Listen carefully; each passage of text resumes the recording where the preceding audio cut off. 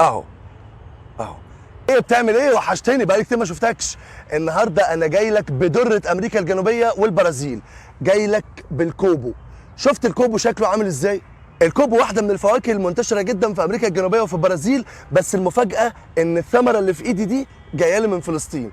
تحيه من القاهره الى كل فلسطين واهلها. وخليني اقول لك ان الكوبو تعتبر من نفس الفصيله بتاعه الدراجون فروت، برضه نبته صبار، بس الصبار هنا بيكون ناعم شويه والشوك اللي فيه بيكون اقل وعلى مسافات بعيده. في الاخر بيطرح لنا الجوهره اللي انت شايفها قدامك دي. تعال بقى نفتح الكوبو ونشوف بتقول ايه من جوه. بسم الله.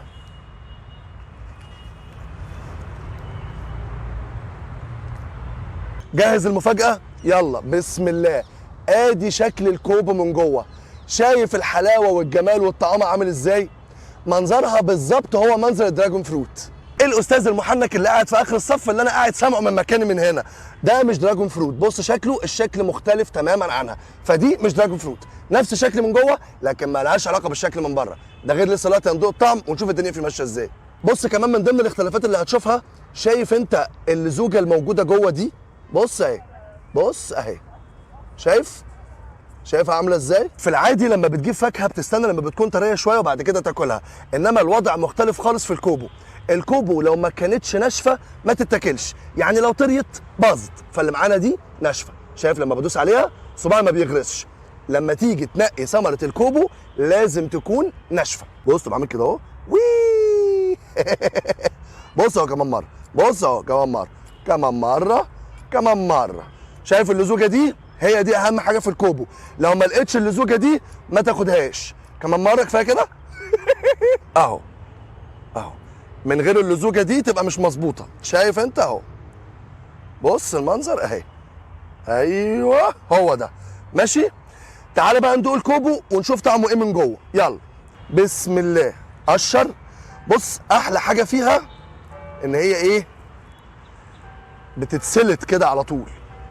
بس ايه يعني، حاجه اخر بهدله. بسم الله. ده شكل قشره الكوبو من جوه، شايف شكلها عامل ازاي؟ برضو نفس الفكره بتاعت التين الشوكي، قشر والهط على طول. بسم الله.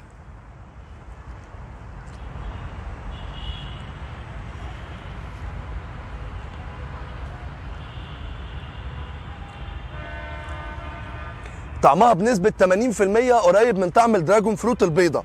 نفس الطعم، نفس القرشه، بس هنا الكثافه بتاعتها اتقل سنه ونسبه السكر اللي فيها اعلى شويه. دوق كركر كلها بقى.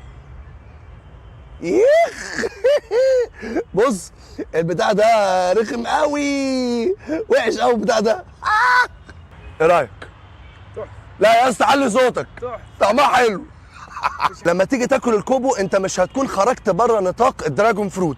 برضه طعم السكر القليل اللي لو انت مش مركز فيه هتحس ان انت اصلا ما اكلتش حاجه. الموضوع تحسه كده خيار، بس خيار مسكر شويه. لكن نيجي للفوائد هتلاقي الدنيا مختلفه خالص. نيجي بقى في الفوائد واقول لك ان انت في الكوبو داخل على منجم فيتامين سي ومضادات اكسده، نفس النسب تقريبا اللي موجوده في الدراجون فروت. الكوبو كمان تعتبر ملين طبيعي، يعني لو عندك امساك كل كوبو. فيها كميه الياف عاليه جدا وده بيخليها من الاغذيه الممتازه اللي تدخلها في ضمن الدايت بتاعك. وخليني اقول لك على حاجه حلوه قوي، اكل الكوبو بانتظام هيساعد جدا في تقويه صحه الرجال.